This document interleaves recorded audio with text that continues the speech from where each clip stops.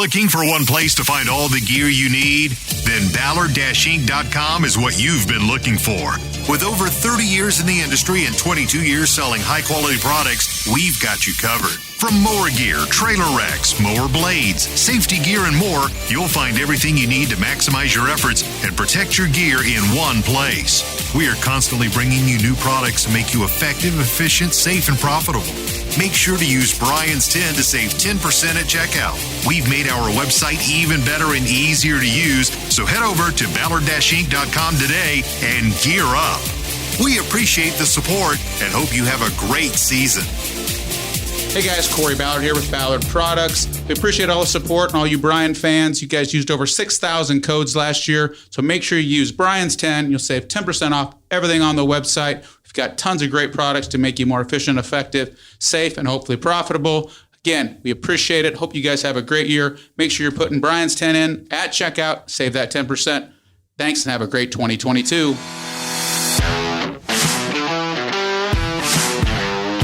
You're now listening to the Fullerton Unfiltered podcast.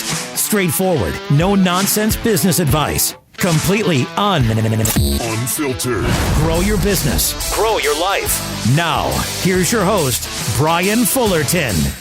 Hey, what's going on, guys? Welcome to another episode of the Fullerton Unfiltered podcast. It is your host, Brian Fullerton here, hanging with you guys today, and hope you guys are doing well. Well, today is actually the day before the podcast is going to be dropping, so it is Tuesday afternoon, real-time shooting these podcasts. You know, here's the thing. Over the next 8 weeks, we've got all the Shop Tour podcasts dropping every Monday. And just want to say a big thank you to all of you guys who checked out the Mulder Shop Tour yesterday on YouTube. It was a really, really good time getting to see Andy Mulder over in Crown Point, Indiana, and getting to see his outdoor yard setup, his shop setup, which is the reason we were there. And hopefully we'll get back there one day to see his equipment setup. He said everything was offsite on a job site. Some of you guys might have been following that on Instagram, and it looks like an awesome opportunity to go down there and film some machines here in the future. That being said, so you can expect those podcasts every Monday for the next 7 weeks or so for the shop tours with a couple other exciting guests. By the way, Jeremy Connect, Alex Nickens, Josh Sutton, Mitchell Gordy, and so many more. Actually going to be visiting Mitchell Gordy here very, very soon to film his episode. That being said, the Wednesday and Friday episodes are going to be solo episodes, guest interviews, and if you guys are new to the podcast, it's all about lawns, lessons, and life. And so sometimes we talk about, string trimmers, leaf blowers, what's the best mower to buy, what's the best, truck to buy, all that kind of stuff. Speaking of which, on trucks, don't have any updates right now on the new truck that we have ordered. I'm actually kind of sweating it a little bit here because I'm wondering if my truck is actually going to be in the queue this week or if it is going to get bumped back out a couple weeks, or let's pray it's not this, but a couple months, like 6 months, because some of you guys that are in the know and, are keeping up on things because you have trucks on order as well, that Ford shut down all of their F-250 and their Super Duty, assembly lines, maybe even some of the F-150 stuff as well due to the chips and all that other mess. And so literally you cannot, from what I understand, and from the folks that I'm talking to, and some people that have trucks on order or trying to order trucks, you can't order. You can't order any more 2022 Super Duties for the time being, which is freaking wild. That being said, if somebody like Intel or whoever is making all these chips wants to make a big fat factory over in Columbus, Ohio, I think that would be a super smart way to stop relying on just one source where they all come from, which is probably in Hong Kong, Taiwan, China, somewhere like that. But that's a whole other story for a whole other time, maybe, compared to what we're going to be talking about in this episode, which is a topic that I'm hoping is a little bit, you would imagine would be common sense, but I just don't think it is as common sense as you would hope, I guess, if that makes sense. It's wild, the thought process that people have out here today about loans and student loans and how the backbone of this country is rant. And so I just want to have a little rant session here with you guys, a little therapy session, talk out loud. And some of you guys that are listening in, you probably agree with what I have to say, and you might think the same way I do, financially, politically, philosophically, conservatively, whatever.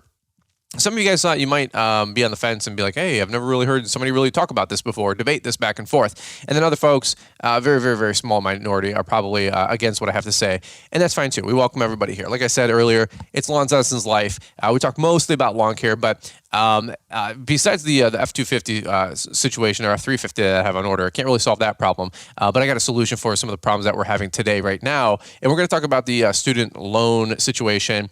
And frankly, here's why I want to talk about it for just a hot second, because it's a trending topic. It's a hot topic for so many people, but I always like to play devil's advocate, and I always want to juxtaposition and say, boy, oh boy, man, oh man, it would have been really, really nice if there was an opportunity to have the same conversation about small business in America.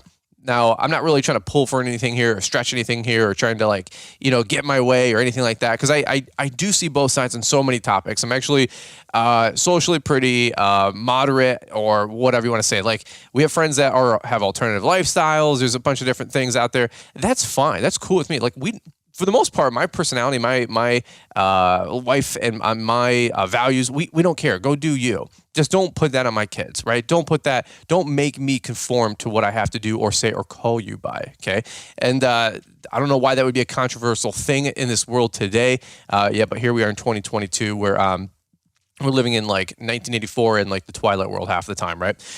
So here's what I want to just talk about really quick is the whole student loan thing. Now, here's why it's relatable. Here's why it's personal to me.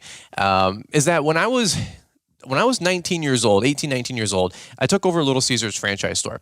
And when I was that age, there's two options and two conversations when I was graduating high school. One was go off to college, Michigan State, maybe Eastern Michigan University, Western Michigan University, Northwood University, Saginaw Valley, bunch of great schools, in the area, very prominent, prestigious, that whole deal. I had the grades to get into arguably all of those. Michigan might have been a stretch, but I'm sure they would have took me. That being said, that was conversation number one. Go to school. Go probably get something in marketing, business, automotive related, communications, accounting, finances, whatever. Those were kind of the things I was generally speaking, I guess, interested in. And the other side of the coin was go work at Little Caesars, take over a store. There was a store opening, a store manager position, and make $33,000 base salary plus bonuses and all that mess. Now, this is just my story. I was cutting grass for, from 10 years old to 16, making money, hand over fist, arguably at that age, right? No bills. It was a good gig. My mom said, hey, go get a real job. So I started slinging pizzas for, $6 an hour back in the day. Worked there for 4 years, and they're like, hey, there's a store manager opportunity. And I'm like, I'm in. So for me personally, it was like, hey, go to school. Go incur as a medium to low income family, right? Like, we didn't come from anything. I lived in a double wide trailer. We came from no money, no wealth, no nothing, no handouts, still nothing, ever, nothing. I don't think the only thing that's ever been gifted to myself and Liz was a honeymoon cruise. And I think that was $2,500, maybe $3,000. That was from her dad, which we were going to pay for a honeymoon anyway, but that was nice that it was comped. But that was the only, literally, so just clear documentation, because I'm sure one day somebody's going to try to fact check Liz and I's story on something one day, right? Maybe we run for politics and for office, right? So that being said, I was 19 years old, and I'm like, or 18 years old, and I'm like, why would I pay $50,000 to $75,000 to go to college when I don't really know what I want to do? I really, really, really did not like high school. I didn't enjoy it. I enjoyed the social aspect of it. I enjoyed the learning new things, I guess, aspect. But after we learned new things, I was like, okay, that's cool. Not going to use that. Let's go learn something new. So I was in the, I enjoyed the perspective, different things. Because, when you're younger, everything is new to you, right? What I didn't appreciate was the testing, the quizzes, the homework, the taking stuff home, the schedule, the structure, getting up at 6 a.m. when you're 14 or 12 or 8, and I see kids at the bus stop, at 7 in the morning. Now, granted, kids are up at 6 o'clock in the morning. You guys know how that goes. But still, to me, I just was kind of aware. And everybody wants to sound like a hero and say, oh, I just knew it was going to program you to like go get a job and you're just being little foot soldiers and it's just the Prussian style of education, Prussian system style of education, and it creates soldiers and not entrepreneurs. Yeah. We all, many of you maybe don't know that, but that's where everything is based out of. That's a whole nother conversation for a whole nother time. But I didn't know that when I was 16. You know what I'm saying? I was like, all I knew is that I didn't like getting up at 6 a.m. to be somewhere at 6:45. And I'm like, dude, there's no way this is normal. There's no way this is right. Now, if I was a kid and I was living on a farm and I was here to help the family farm, the family business, make money, production, something I found enjoyable and something that I found rewarding and, could have some self-reliance, I don't know. That to me wouldn't be as bad, right? Because I would have gotten up at 6, 7 o'clock in the morning. Here's a tip. Right now in the spring and summer season, I have no problem getting up at 6 o'clock in the morning to go hustle and make money, right? So some people are like, well, the modern day youth, they're just lazy. They won't get out of bed until 10 a.m. That's not true. That's not true because they will get up at 5 in the morning to go, work on their ice hockey rink in the backyard or on the lake, or they'll go get up at 6 o'clock in the morning to get to Cedar Point at 8 a.m. at opening. So don't give me this whole like kids are lazy thing. They're not. It's just you have to find the right things to inspire them by and find out what motivates them, right? And so let's go back to Little Caesars. I'm 18 years old, have no clue what I want to do with my future. All my buddies are like, dude, I'm going to state. Dude, I'm going to Michigan. Dude, I'm going to Northwood University. And I'm like, okay, good luck with that. I didn't really have any prospects because my grades weren't like super stellar and I didn't have like any family members or friends, or my dad, wasn't some executive that could groom me to take over a sales position or general manager position at a car dealership or at an engineering firm or an accounting firm or any of that kind of mess. So, they always say it's not, what you know, it's who you know. Well, you guys have heard me joke before on the podcast. I knew nobody and we knew no one, right? And I knew nothing, arguably, right? So I'm thinking to myself, hey, the quick grab, let's go make 40 grand a year. And I have no student loan debt, right? So here's the other thing that's going on simultaneous. My older brother's in college at University of Detroit Mercy for his architecture program. He's working like 70 hours a week in college. It's extremely tough. The deadlines are wild. He's making like buildings out of popsicle sticks and popsicle stands and drawbridge out of like these little pieces of wood, and it's like weight bearing and load bearing and all this stuff, and they like make them and then they add water or weights and then like this thing cracks and they're just learning lessons, and they're doing engineering, they're doing calculus, they're doing whatever, I don't even know. And he's paying tens and tens and tens and tens and tens of thousands of dollars, hundreds of thousands of dollars probably in today's money for architecture. And I'm thinking to myself, well, I ain't that smart. Not that I was going to go to architecture school and spend $100 grand or, be a doctor or lawyer and spend $200 grand or become a doctor and spend $750,000. But I was like, you know what? I don't think it's responsible enough for me that somebody who doesn't know what they want to do to go spend 50 to 100 grand learning something that I don't even know if I want to learn or do, in my 20s, 30s, 40s, 50s, arguably for the next 40 years of my productive season of life. I mean, maybe some of you guys can relate to that. I don't know. I'm just talking out loud. You're like, hey, this is a lawn care podcast. Yeah. Well, this is the origin story. Okay. This is how we got to where we are today. So I'm thinking to myself, let's just go make some money. Okay. And so I took a year and a half. I did that. It actually didn't work out. I got fired from Little Caesars, whole story in between there. And then I went to work at True Green, worked there for about a year, realized I like the green industry. I like being outdoors. I want to be self-employed. I want to be an entrepreneur. And I want to go start my own business. And I jumped back into lawn care. Fast forward 15 years, we're back to where we are today in 2022 with me, a couple guys, couple $100 grand in revenue, and whatever, living the dream.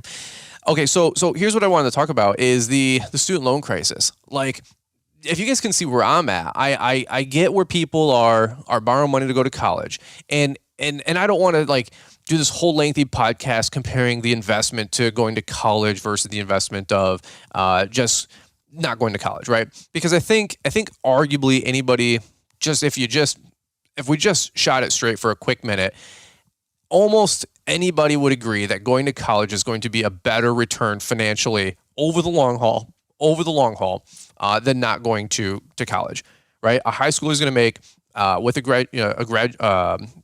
graduating from high school, they're going to make $15, $18, $20 an hour. over time, yes, they can climb up the ladder and they can become a shift manager, or they can become a warehouse manager, because you're gonna take the low paying $15, $18 hour jobs, but then you're not gonna stay there long if you're ambitious and have any ounce of leadership, right? Or any ounce of sales skills or communication skills. So you will make 15, then 18, then 20, then 22, and then eventually you will, in any organization or any company, there's the next tier up where you're the manager. You're like one notch below corporate, the degreed guys, but you're at the top of the rung of like the labor guys. And that's kind of like true in everything I've just noticed. I've worked a lot of jobs, dude. And it doesn't matter if you're a store manager at, Best Buy. You're like not in the corporate office, but you're like a store manager or an assistant manager, and you can make 50, 60, 80,000. A store manager of like a Walmart and in a Target and a Meijer, they make six figures. They make $200,000 a year. It's not an awful gig, for somebody who arguably probably didn't go to college. So there is money for the folks that didn't go to high school, right? But the better money, of course, is going to be somebody who has a degree. Now, here's the whole conversation, right? Maybe some of you guys can relate to this, and I want to talk about this. I'm just kind of setting this up because I want to talk about student loans versus small business loans, and why the everybody's talking about equality, the inequity, right, of the small business owners out there, the self-employed people out there, the blue collar folks out there, the trades out there. Okay, so that's why I'm going to compare and contrast this and just shoot it straight, man. Just talk out loud, and maybe you agree, maybe you don't agree, and that's fine too, but here's the deal. Our vice president always says, we need to have that conversation. Well, here, let's have the conversation, because they never seem to find time to have the conversation. So here's my point. If you go to college, you go become an engineer, you spend $60,000 to do it, and now you're making $60,000 a year coming out of college, and I don't know, 60 times 40, 2.4 million, whatever it is, versus the high school guy who's probably going to make 1.4 million, right? So you spent $60,000 to make an extra million. Hey, your return is 10x or 15x or 20x. Seems like a pretty fair investment. Okay, so I think we all understand that college versus high school is still a better investment. Even if you rag on college and you think everybody comes out as a crazy liberal or a fascist or a communist, which is kind of true. They're all coming out as liberal commies. That's understandable. But if you can like squeak by, keep your value system as a conservative or a Christian or just anything, and not come out as a crazy liberal, I think you'll be just fine. And by the way, you might be a liberal listening to this. Hey, welcome. Great job. You guys won the culture war. We'll see what happens over the next 10, 20 years. But I digress. Okay, it's a better investment than somebody in high school. No doubt about it. Now, here's the deal. Where do you go from there? Right? Because what I've noticed out there is that most people, then they just want to work their safe, secure job. We all know the spiel. Work a safe, secure job for a big company. Get a big house, put as much money as you can into your house, get a bunch of mutual funds and a 401k, and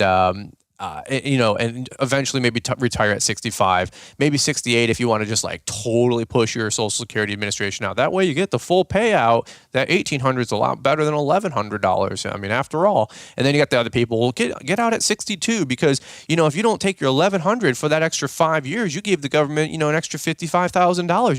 You should, whatever, dude. It's like that whole conversation is so broke thinking. It's so middle class thinking. It's like not even the conversation you want to be having in life is debating your retirement with your 401k, let alone even your Roth IRA.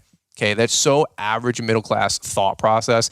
It's not even funny. Okay, so let's just put that on the side for now, because wealthy people don't care what's in their 401k or the Roth IRA. Okay, newsflash. Maybe you've heard that, maybe you haven't. Go pick up a couple Rich Dad Poor Dad books, and it talks about what some of your biggest expenses are in life. It's your house, your kids, and your retirement. Right? You shouldn't be paying for your retirement in your 20s and 30s. You should be building a company, in my opinion, that creates cash flow and passive income. Right? You don't have to worry about your 401k or your Roth IRA when you have 16 small businesses that bring you 24 different sources of income. Okay, so there's two different folks listening to the podcast. There's the employees people out there, and that's fine. We love them. Then there's the people who are the entrepreneur type. And if you're aspiring to be more entrepreneurial, you got to stop. You got to understand there's different financial philosophies out there. You got your Dave Ramsey people and your Millionaire Next Door people, and then you got your Robert Kiyosaki, your Ben Malov folks. You could kind of toss Cardone in there, all these guys, right? Either which way, there is one side of the quadrant, the cash flow quadrant, and the other side of the cash flow quadrant. Okay, so don't get caught, doing all the middle class stuff if you're trying to build a successful business. People are like, well, I need to get an emergency fund. I didn't have an emergency fund for 10 years. I put every single ounce of every dollar of every nickel I had into my company. There was no plan B, right? There was no plan B when you're trying to run a small business. Everything goes into it, right? Okay, keep $1,000 on the side for your little safety and security net. I get that. But outside of that, people are like, well, I'm going to just put, $50,000 in my savings account. Dude, not when you're growing a company or not. Not when you're growing a company or not. Every single thing goes into that thing. All right. Anyway, let's keep going. Here's what I wanted to talk about was, why is there never a conversation in this country about small business ownership getting loans, small business ownership having loan forgiveness? So right now, and I don't have a bunch of stats here for you. I probably should have looked it up to have a meatier conversation with you guys, and somebody should fact check me. But I know, or at least I've heard, there's more student loan debt than there is mortgage debt. How much is that? I'm not sure. There's estimates of like $1 trillion and a half of just student loan debt. And here's my conversation. Like my younger brother and his wife, they went to college. They got business degrees. They're smart. They're educated people. They're higher educated people. But they're still paying on their student loans, and that's fine. That's okay. That's whatever. It is what it is. But they're not like, hey, all those small self-employed people, or all those small business owners, or all those entrepreneurs, or all those high income earners, they shouldn't be paying off my student loans. They're like the rare folks that have student loans that are like, no, we took these loans out and we should pay them back. And wow, what a controversial topic that is in America. Like, it's almost like saying the sky is blue or the grass is green, and somebody saying, how dare you? And challenging the most simple conversations and thought processes and ideas out there, right? And so I don't understand how somebody could have a loan for 20 grand, 50 grand, 100 grand, and then think that it should be forgiven, or millionaires and billionaires should be paying for that. And maybe I'm talking to the younger guys that maybe have never heard this stuff, and you're 10, you're 12, you're 15, you're 20, 25, and you never really heard this stuff before. It is a straight ticket to communism. Period. Case closed. And if you disagree with what I have to say on this, here's a tip. If you're the kind of folks that say, hey, all you conservatives that don't come on our platforms. These are liberal-esque platforms like Twitter, YouTube, right? And if you guys' message keeps getting squelched, which they say it's not, but we all know it does, then you guys should go build your own platform. Well, hey, here's a tip. If you don't like what I have to say on my podcast, why don't you go build your own podcast and get an audience that all agrees and wants to flock to what you have to say? The people that are listening to this show, I've loved on them. I've served them. I've taught them things. They've taught me things, of course. But these folks, this is my tribe. These are the people that I've really got to have the honor to serve and love and pour into and encourage and help make more money and help their life and help their families and coaching calls and live events and meetups and GIE Expo. I'm getting to see these people. Right. So for me personally, here's my platform. Stay the heck away from any kind of thought process. If you are some of those younger guys out there that says, hey, we should get these loans forgived. We should have student loan forgiveness. Well, Brian, they're not really talking about forgiving the student loan. They're just trying to. Some people say they're just trying to get the interest rates down, or they're just when you have a compounding interest loan, it's just really, really hard. As I'm over here paying 2, 4, 8, 12% on all of my equipment and all of my stuff in my small business, right? Just like you guys, and I'm like, yeah, it is really tough to have a 6% interest rate on a trailer and a 6% interest rate on a truck, because I didn't have the most stellar credit or the most stellar business or cash flow back in the day. So you kind of get what you get, and you don't have a fit, or whatever the saying is, right? So my younger brother and them, they're like, no, we took out loans. We're going to pay them back. Now predatory practices, between the federal government backing the loans and guaranteeing the loans. Maybe that should be the conversation. I'm all about that conversation, because college used to cost $1,500 for a degree. Then it was $15,000 for a degree. And now you can't get out of college without spending 40, 60, 80, 100 grand, like I was just alluding to. You know what happened during that time frame? It wasn't that college necessarily got more expensive, although it did.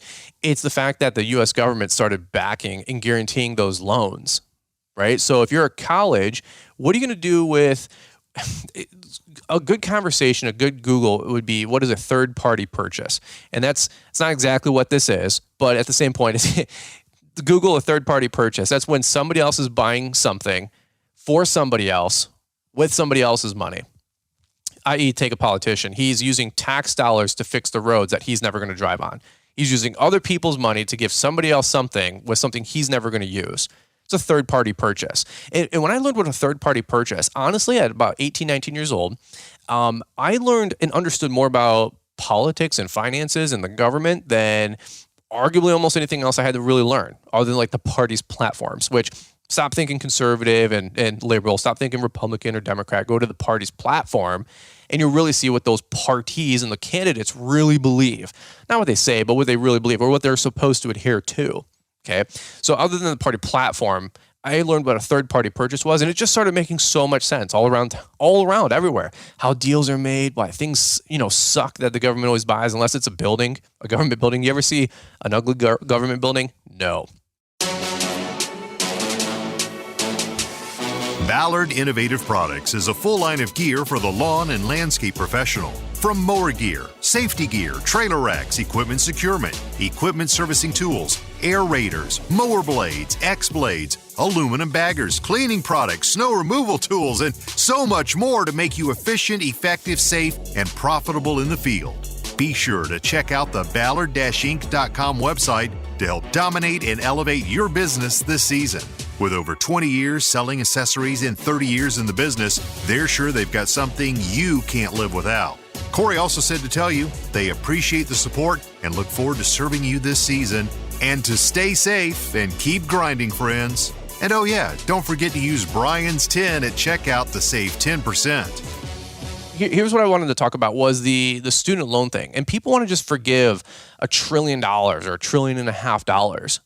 Are you kidding me? How does that even work? Because people think from the other side, or people that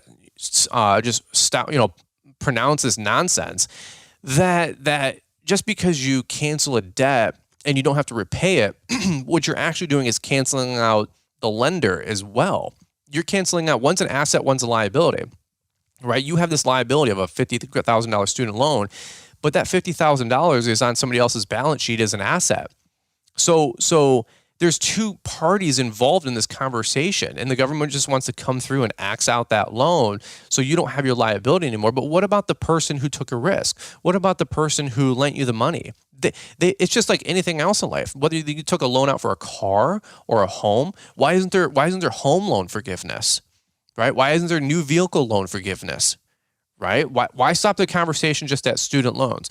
Oh, because you got a worthless degree. Worthless liberal arts degree in philosophy or gender studies or, dude, the wildest stuff. And so you didn't want to learn how to get an in-demand skill or learn an in-demand trade. Now you're not a productive member of society. You're stuck working a $10, $12, $15 an hour job. And I'm not putting that down because that's where we all start.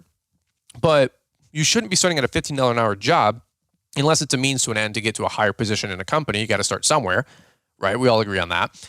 But if you're like, hey, I got a liberal arts degree in philosophy and whatever in humanities, and your end game is now the joke, as everybody says, you're working at Starbucks as a barista, right, making $15 an hour. That's on you. That's not on me, small business owner. That's not on me, guy who pays more taxes than I probably should be, right? That's not on me or other guys or the millionaires and billionaires. They didn't make bad decisions, right? They didn't make the conscious choice to get something that was not an in-demand skill. In fact, they started a company to create in-demand product or services, right? And so I just don't understand how this is a controversial topic in 2022. And I'm just telling you, if you guys are younger, you're 16, you're 18, and you're 20, I tell the young guys that work for me all the time, keep your head on a swivel. You're living in the wildest, craziest times. Like $1.9 trillion was printed. And before that, in the 18 months before that, another like $8 trillion. It's like a fourth or a third or whatever it is of all currency on the planet has been created in the last 24 months. That's wild. Like your brain can't even comprehend or conceive what that means, right? And that's why you just see runaway inflation at everybody's touts, 3%, 8%, 12%. It's probably really like 20 to 30% if anybody had the balls to say it. Because another thing you learn in life, the way they measure the consumer price index today is not how they measured it 10, 20 years ago. Okay? It's not how they're like, oh, well, things are up, 6.2%. Bull hockey. Dude, it's up like 26%. Don't give me that crap. My home costs six digits more, $100,000 more to build in 12 months. In 12 months, I see it real time, and somebody's going to debate with me, oh, inflation's only 4, 5, 6%. It's just not true.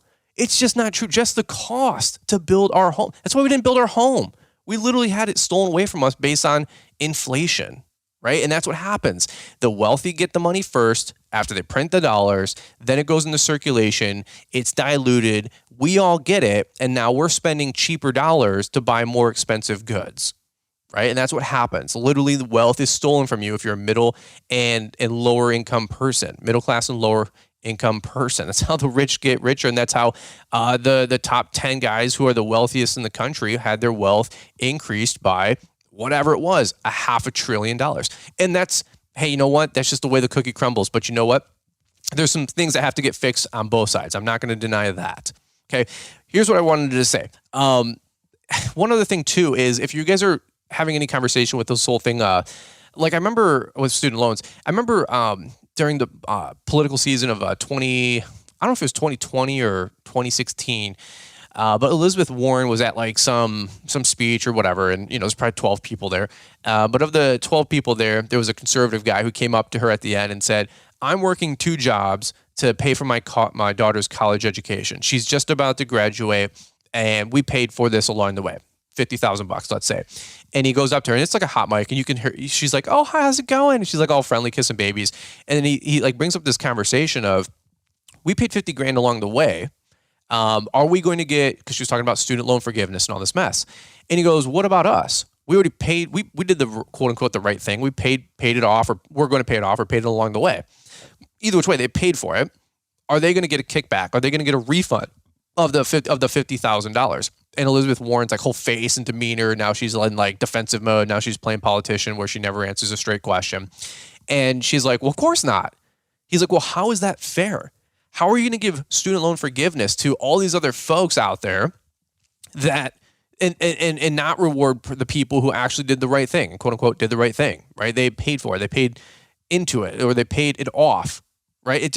And she's like, "Wow, that's," and she doesn't have an answer. And she doesn't have an answer. You know why? Because they're just buying votes from all these kids that have no clue what they're doing, that have 6 figures of student loan debt, and they're like, "Well, I'm never going to go get a job to pay this off," because they don't know how to do it, other than figuring out a high demand skill like the trades. And so let's swing the pendulum. Let's talk about the other side. And I'm not saying the trades is an end all be all. And I'm not saying everybody should be a welder and they're going to make $140,000 a year, because I'm a little bit more conservative in that aspect as well. However, do I think you can learn a trade and go into a community college, learn an in-demand skill in a relatively short amount of time, 12, 18, 24 months, compared to a 4 or 5 year degree, pay $5, $10, $20,000, or it could be arguably free, compared to a $50, $60, $80, $100,000 degree, right? So when we're talking about, well, listen, that's still at a shorter time frame and for a cheaper cost. It's a better investment. Shorter time frame, less money, same return on invest, or same income on the way out. That's a better investment. Just simple math. So you can learn carpentry. You can learn plumbing. You can learn electrical work. Whatever. Fill in your thing. I'm not going to berate the point, but that's what I'm trying to say. And the conversation is mainstream. Go to school, get good grades, go to college. And the narrative is still out there that is the only way. That's the only ticket. And then I talk to so many of you younger guys out here that are 16, 18, 20 years old, are running a $100,000 a year business, netting 30, 40, 50 grand, or running a $200,000, $300,000 a year company with you and 3, 4 buddies, and you guys are running around just, wildcatting, long hair, and you're making 60, 80, 150,000 bucks, which is wild, which is awesome. Why should you guys that are taking risks and buying skid steers and buying trucks and wrenching on things at 2 a.m. and wrenching on things at 6 in the morning, and you're out there pulling weeds at 7 a.m. before the sun's up, and you guys are out there employing people, why should you be responsible for paying off the student loans of other folks and some of your peers that all made horrible decisions and chose to party for 4 years? It just doesn't make any sense to me. So, and by the way, I always say, like, if they're college educated and they're higher educated, wouldn't that mean they have like a better chance? I mean, theoretically, a better chance or be smarter in some way, shape, or form or capacity to learn how to pay off a higher loan amount of 50, 80, 100,000. I mean, after all, they are higher educated. Well, Brian, that's not what that really means. Oh, okay. Okay. Well, then that's weird, because if the whole system's, driven on status anyway, then why do we keep saying that they're higher educated? Right? I mean, why do we keep saying that they're so much smarter, or put the stigma on people that don't go to college and make them feel like an idiot? So don't give me that crap. Here's something I wrote down really quick here. I wrote this one down. I've said this for a long while. And I'm not running for political office anytime soon, but I'm just saying, this is something that I wrote down. It just makes sense to me that if people want to have the conversation of canceling student loan, I just keep saying, why aren't we canceling small business loans?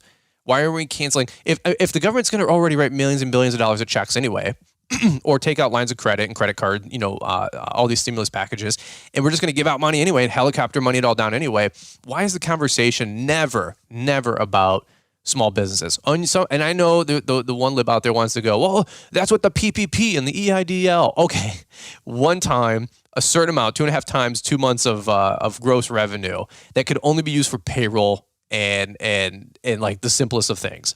Give me a break. Okay, we're not even having the same conversation. By the way, first time there's ever been like economic bailout or stimulus for like the small business owner in like, arguably forever. That's not true. Look at the Trump tax cuts. Dude, for real, that's the conversation you want to have next. Give me a freaking break.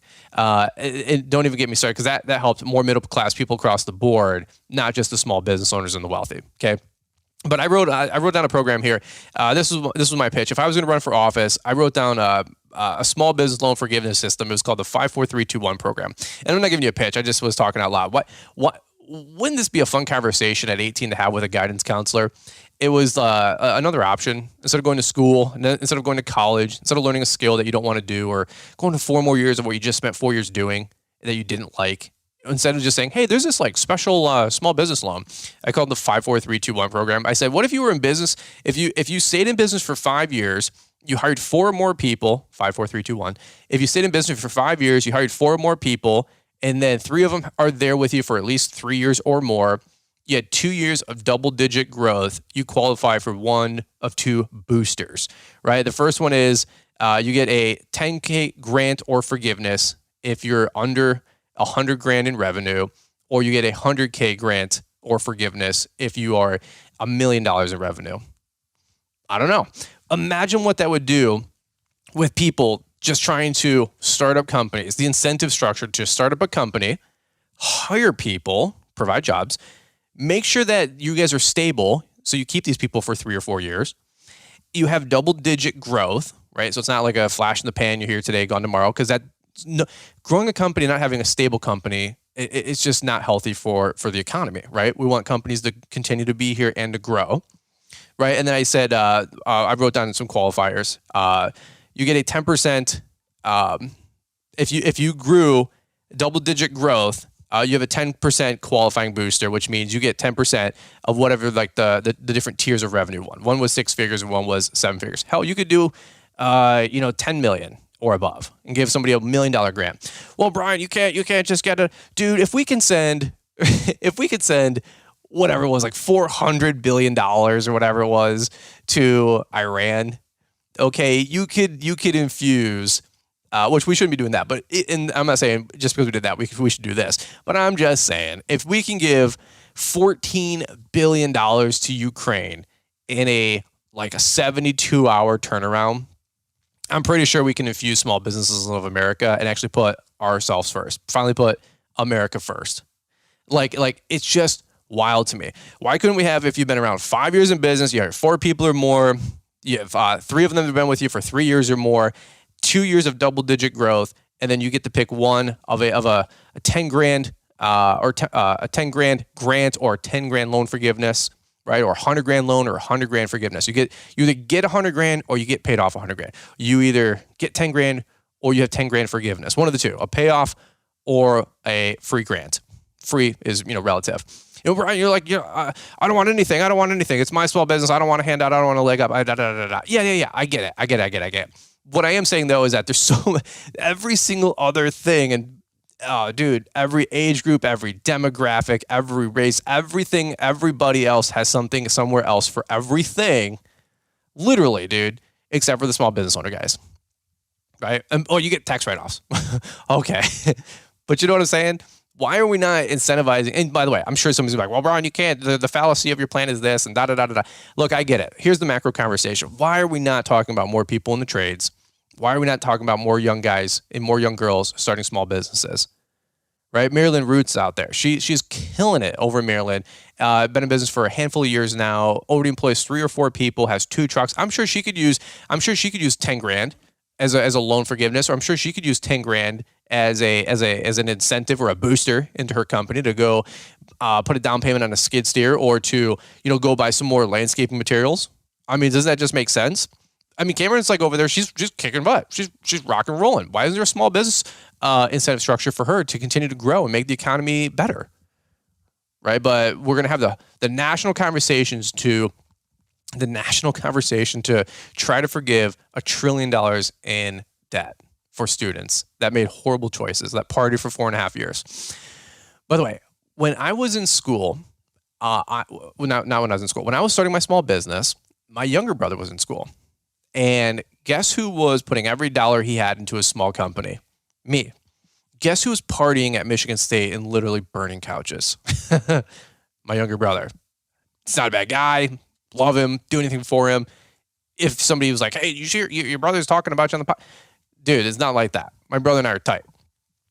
But while I'm pouring every single dollar at the dinner table, and we're having conversations about business and life and economics and this and that, he comes to visit and he comes to get a free pizza from mom over the weekend, that kind of deal. He's not working. And I'm not saying not all college students don't work, because a lot of them do. You notice I'm not bashing college or bashing the people who go to college. I'm bashing the people who make poor decisions while they're in college, and they expect me to pick up the tab, or you to pick up the tab. I don't think so, right? But while I'm over here working my guts out, pouring everything I can into my company, he's living the dream. He's going to parties. He's going to basketball games or football games, or just playing beer pong, for crying out loud, or whatever. Living the dream. Best 4-year party ever, as they say, right? Why should the wealthier individual in this country be paying for that? And when you do pay for that, you enable and you incentivize that lazy behavior, right? And you want to talk about a class warfare. You want to create resentment. You want to. Well, why do so many business owners cheat on their taxes? Dude, I could see why in a heartbeat. They're sick and tired of paying for things they don't agree with, things that they shouldn't be paying for, and enabling or incentivizing the laziest of attitudes. And that's just how it works. I mean, Liz and I literally stopped going to a church because they were giving money to places that didn't appreciate it. And we would just keep giving them. We would tithe, and then they would, the greater church would give to this stuff. And I'm like, but they don't even appreciate it. They're not even fixing their own problems. It's just every time we just come through with the golden parachute and bail them out, and whatever that could be, right? I mean, it could be whatever, broadly speaking. But I'm like, the people we're sending the money, this is what I'm thinking internally. I'm talking to Liz one day after church. I'm like, we're giving the money to this stuff, and they don't even appreciate it. And 6 weeks or 8 weeks later or 6 months later, it looks the exact same. And then we all go back in or go do whatever, and we redo something. And I'm like, this doesn't make any sense. So we stopped. At first, we stopped giving our tithe there. And then number 2, I'm like, you know what? This doesn't align with my values, right? So we totally changed churches. This was 10 years ago. And you know what? I guess that's just the conversation I want to have with you guys. I never thought in today's world it would be a controversial topic to talk about the stuff that we're talking about. You know what I mean? It's wild out there. Maybe you guys listening in, I don't know, the mask mandate real time just got repealed. The CDC requirement to enforce it, to wear it on planes, trains, automobiles, whatever it is. Uber's not requiring masks anymore. All the major airlines aren't requiring the masks anymore. All this stuff. And I'm just thinking to myself, bro, I wasn't doing that for 2 years. Other than when I had to on the airplane because you get kicked off and put on a no-fly list. And look, I do a lot of stuff with YouTube, so I got to fly to a lot of places and all that crap and all that mess, which I enjoy. I'm thankful and I'm grateful, but I'd rather be at home. I'm a homebody. That's why I want to build a big home so I never have to leave my castle. Okay. But that being said, people were like flipping out that people aren't going to be wearing masks. Here's a tip. If you want to wear a mask, wear a mask. Anybody who doesn't want to wear a mask has never said nobody should wear masks. It should always be personal choice.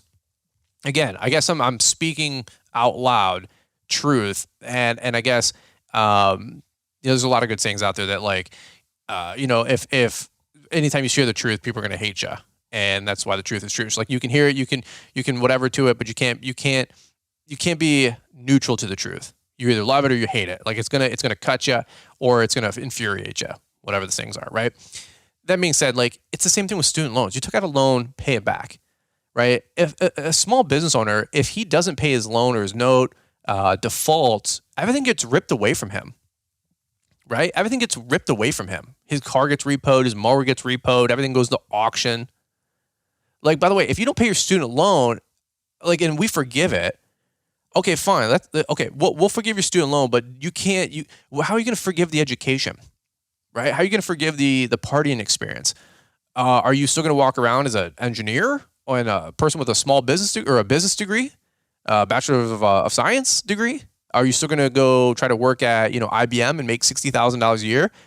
Like, no, you can take my physical assets, but I can't take your mental education or whatever you want to call it. That's not fair. It's not the same thing. Right? Life's not fair. Well, you've overwrite politicians. Maybe we can clean this up a little bit. Okay. I guess that's my plug for midterms, right? But it's a whole nother podcast for a whole nother time.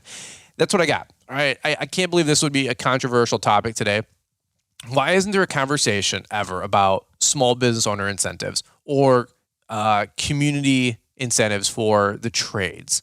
I talk to the almonds all the time. They have this like thing in Ohio. Maybe we have it here. I don't even know. But it's like 3HB or HB something. I don't know. It's like learning about farm life and machinery and equipment and raising little chickens. I don't know what it is. Okay. But they talk about it all the time and they seem like pretty well-rounded people. They didn't turn out like a bunch of raging commies. All right. Newsflash, the almonds are a bunch of raging commies. Okay. But you know what? Their kids are responsible and they're respectful and they're productive. Even at their young age, they're entrepreneurial, which is awesome. They're learning that from mommy and daddy. You know what I mean? Not the school system. Okay, so I don't know. You take out a loan, you pay it back. And for some of you younger guys out here that are 15, 18, 20 years old, listen, my suggestion is always graduate high school. Okay, you need to do that. Outside of that, if your parents are pressuring you to go to college and you don't want to go, my suggestion would be take a leap year, take 2 years off, figure out who you are, what you want to do. As Gary Vee says, go taste, go travel to a couple different states, maybe a couple different countries.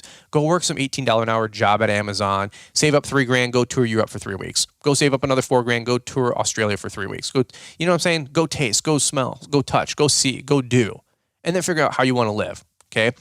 Don't figure out what you want to do. Figure out how you want to live. Then work your way backwards is what I always say. Okay. But that being said, you take out a loan, you pay it back. And outside of that, where's the incentive structure for the small business owners of America? Okay, you guys see me run for state Senate over here in Michigan. I'm going to have my 5, 4, 3, 2, 1 plan. Whatever it is, man. It's just, if we're right now millions and $billion checks and we're sending pallets of cash to countries and at 4 in the morning to bribe them and to buy them off and leaving $60 billion in equipment over in Afghanistan with the current administration of morons, I don't see any issue there with an incentive structure to grow small business, to employ more people locally, to get more people out of these Goliath corporations that are becoming squelchers of free speech and people that are reducing choice. When Elon Musk, I saw a meme earlier. Last thing I'll say is when somebody has to buy Twitter for $43 billion, man, free speech is getting pretty expensive. Like you have to buy a platform, to have a conservative outlet, to have a conservative platform where you're not squelched. It's wild. And by the way, just so you guys know, go check out my YouTube channel. Dude, it is shadow banned like you wouldn't believe for the last 12 months. Ever since I started making videos about my governor. My YouTube channel is cut in half. My videos don't even get surfaced. That's why I spend so much time on the podcast. At least my message gets out. YouTube videos, they get 3, 4, 5,000 views. I have 164,000 subscribers on YouTube, and I get 4,500 views on a video. Give me a break. And if it was one video, two videos, bad topic. It's been a year and a half of this stuff, right? So you say one wrong thing on the wrong platform, and I can give you the data. Go to socialblade.com. You can check out any of the numbers for anybody, Instagram, YouTube, anything. Go check out my Instagram. I started trolling my governor year and a half ago. She was making horrible decisions with COVID 2 years ago with COVID. No net new follower growth in over a year on my Instagram. And so don't give me this, like you're a conspiracy theory. Listen, one time it's just coincidence. Second time it's a pattern. Okay, so welcome to the Wild Wild West. This is the podcast for today. Lawns Last is Life. A little bit of life today. If you like the podcast, great. If you didn't like it, great. If not, relax. Come back on Friday. We'll talk about weed whips and blowers and other things that are just as important and productive to help you have a great growing lawn and landscaping business. But here's the thing. I just want to have the conversation. Right? We have a vice president who's literally her only line for 6 months in the the general and the primary was, we need to have that conversation. That's an important conversation. We should have that conversation. I'm over here going, when are we ever going to have a conversation? And the one time she did, she got literally destroyed by Pence. But that's a whole nother story. So, all right, guys, well, over and out, which not a big fan of Pence, but in which way. All right, over and out here, guys. I appreciate you listening to this episode of the Fullerton Unfiltered podcast. We'll be back here Monday, Wednesday, Friday, without fail. Appreciate you guys as always. And it's wild out there, man. Get ready. It's only going to get better. So, all right, guys, over and out. Have a beautiful day. We'll catch up with you guys here on the next one. Thanks for taking the time to listen to the Fullerton Unfiltered podcast with Brian Fullerton. We hope you enjoyed this production. If so, please consider leaving us a 5-star review for the show. While the techniques and ideas presented here are designed to help you grow a more successful and profitable business, no one can guarantee these results for you. We want to emphasize that entrepreneurship is not easy, and the ideas presented here are just the opinions of Brian Fullerton and his respective guests. No one can guarantee success for you. That being said, we hope the ideas presented here help you and motivate you to go on out there and crush it with your own business. Fullerton Unfiltered Podcast. Thanks for listening, and we hope to see you on the next episode. This has been a Brian Fullerton and Mr. Producer production.